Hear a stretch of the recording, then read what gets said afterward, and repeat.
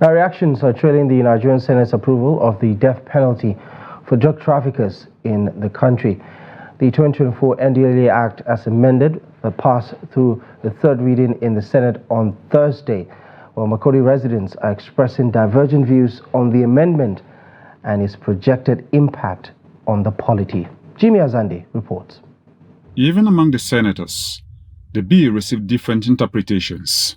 Dealing with exportation of dangerous substances is deleted as the provision of the Principal Act, Section 22, is contrary to the rule of double jeopardy, which generally prevents a person from being tried or punished twice on the same offense. As such, it is totally expunged from the Act. That the committee is recommending a softer punishment. It was a life imprisonment. In fact, we should change it to death sentence. This is practiced everywhere in this country that are serious about dealing with drugs. So when we come to take it clause by clause, please, distinguished colleagues, let's change that section 11 to read death sentence.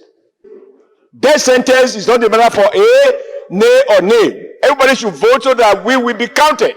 When it matters, those who vote for death and those who vote for punishment. No, you cannot. We take a vote.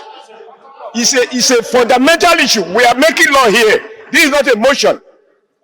I have responsibility for any law that I made while I'm in this parliament. Some residents of Makurdi are saying the law is long overdue because of the many negative impacts of drugs on Nigerians. If we see the level of ravage that drugs have done to this economy, drug has done to Nigerian humanity, you agree with me that that decision is belated.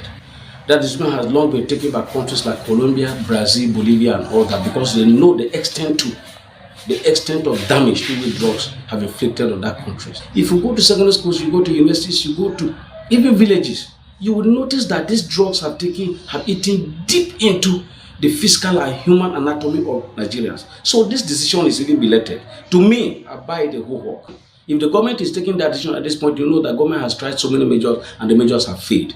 That's why they have decided that that rule has to be, that those laws have to be made a bit draconian. Draconian in quotes have to be a bit stringent because they have tried so many other ways and the ways have not worked. Another group feels the law is draconian and should be reassessed by the president before his accent.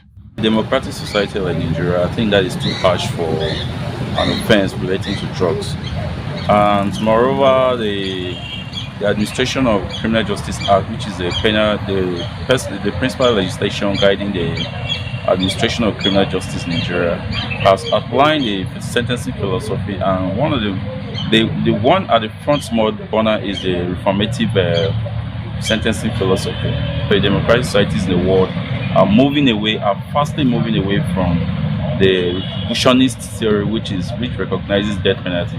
So I think there is every need on the part of the legislature and other relevant stakeholders in that sector to revisit that particular clause of the law that recognizes death penalty for drug dealers.